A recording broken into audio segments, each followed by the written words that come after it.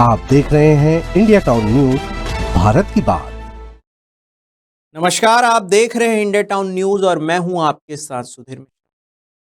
बारिश का मौसम है, धान की बुआई का समय है, खेतों में हर कोना हरियाली से भरने लगा।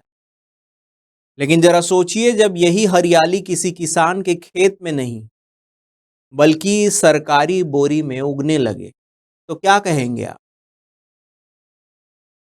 हम बात कर रहे हैं छत्तीसगढ़ के जांजगीर चांपा जिले की, जहां बारिश के पानी में भीगकर 4 लाख क्विंटल धान सड़ रहा है और अंकुरित हो चुका है।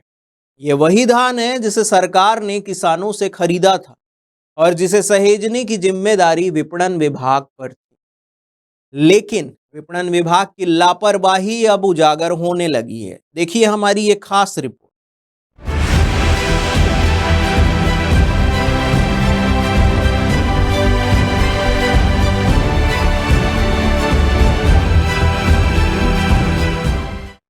राज्य शासन ने इस साल 63,27,000 क्विंटल धान की खरीदी की। इस खरीदी के बाद बचे हुए धान को अमरताल गांव के संग्रहण केंद्र में रखा गया था। समस्या ये है कि खरीदी को 5 महीने बीत चुके हैं, लेकिन अब तक ना तो उस धान की मिलिंग हुई और ना ही उसे सुरक्षित रखने की कोई माकूल व्यवस्था की गई। नतीजा ये हुआ कि लगातार हो रही बारिश ने खुले में रखे इस धान को पूरी तरह भिगो दिया और वो अब अंकुरित होकर सड़ने लगा। सुनिए क्या कहते हैं जिम्मेदार। देखिए, इसकी तो जानकारी प्राप्त हो रही है कि धान संग्रहण केंद्र में जहाँ जहाँ भी धान है, धान उठाव नहीं होने के कारण स्वाभाविक बात, इतनी लंबी बारिश का नतीजा धान भीगना, और धान भीगेगा तो जर्मिनेशन उस पे आएगा। छत्तीसगढ़ सरकार की गलत नीतियों का ही नतीजा है। अपने आप को 2 इंजन 4 इंजन की जब बात करती है, केंद्र में उनकी सरकार है, 1,49,000 मेट्रिक टन धान खरीदी पूरे छत्तीसगढ़ में की गई। मिलिंग करना था और मिलिंग करने के बाद पूरे को सेंट्रल पूल में दे देना था चावल को, तो उठाव का वैसी हो जाता, मिल वाले को उसका सही भुगतान भी मिल जाता। पर इनकी गलत नीति के कारण धान उठा नहीं, और धान नहीं उठने के कारण एंड टाइम में बाकी जो जितने मिलिंग के अतिरिक्त जो बचे हुए धान थे, लगभग 40 लाख मीट्रिक टन धान को खुले मार्केट में बेचने की बात कही गई है। कुछ मिलर्स ने उठाया है, दबाव पूर्वक उठाए हैं, पैसे देने के बदले बोले तुम चावल धान ले जाओ, उसके बदले में चावल दे देना, यही स्थिति आ गई थी। फिर भी व्यवसायी उठाए नहीं। उसका नतीजा यह हुआ कि छत्तीसगढ़ की गाढ़ी कमाई के पैसा, जो कि 3100 रुपये में धान खरीदी के लिए जो पैसा लगता है, उस पैसे का भी दुरुपयोग हुआ। फसल भी, यानी कि आपका धान भी जर्मिनेशन पे वो भी खत्म हो गया।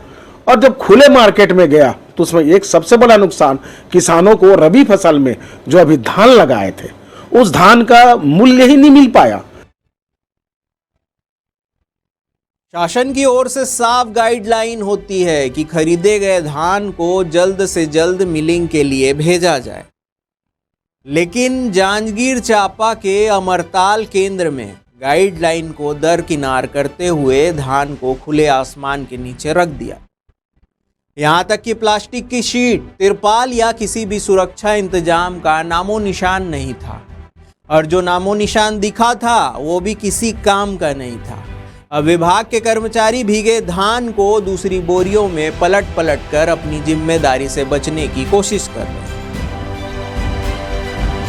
ईमानदारी से भविष्य में इस प्रकार के घटना ना घटे। ये घटना नहीं तो और क्या है, नुकसान ऊपर नुकसान लगातार हो रहा है, जिसका खामियाजा छत्तीसगढ़ की भोली भाली जनता को उठाना पड़ता है।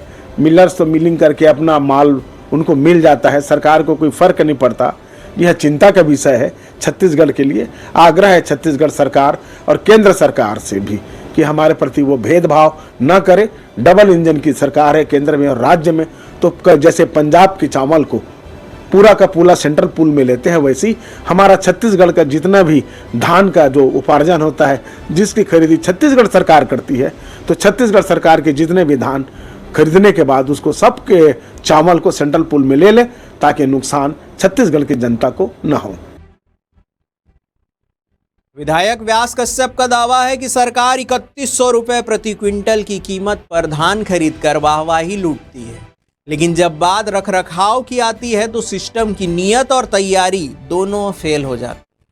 उन्होंने यहां तक आरोप लगाया है कि सरकार जानबूझकर धान सड़ने दे रही है ताकि उसे बाद में सस्ते रेट में बेचा जा सके और बिचौलियों को फायदा पहुंचाया जा सके।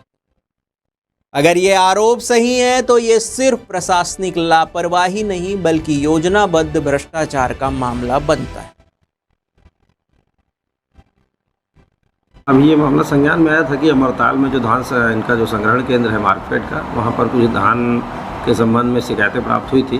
तो मैंने एसडीएम को भी भेजा था, वहाँ गए थे एसडीएम अकलतरा और जांच करके उन्होंने रिपोर्ट भी भेजी है और वहाँ के कर्मचारियों को भी निर्देशित किया और मैंने स्वयं भी डीएमओ को निर्देशित किया है कि जो भी जल भराव की स्थिति बन रही है या धान खराब होने की शिकायतें आ रही हैं त्वरित उसका निराकरण करें और प्रतिवेदन दें। तो स्टाफ है और वहाँ के जो प्रभारी हैं उनके संबंध में भी एसडीएम ने रिपोर्ट प्रेषित की है और नियमानुसार उनके विरुद्ध जो भी कार्रवाई होगी वो की जाएगी। धान सिर्फ एक अनाज नहीं बल्कि किसानों की मेहनत, उम्मीद और आने वाली फसल की बुनियाद होती है और जब ये धान ही अंकुरित होकर सड़ जाए तो रबी की फसल पर इसका सीधा असर पड़े। किसान दोबारा बीज नहीं खरीद पाएंगे और नुकसान की भरपाई के लिए सरकार पर निर्भर हो जाए। और सबसे बड़ा सवाल, क्या इस नुकसान का जिम्मेदार कौन होगा या फिर जांच और नोटिस की खानापूर्ति कर दी जाए।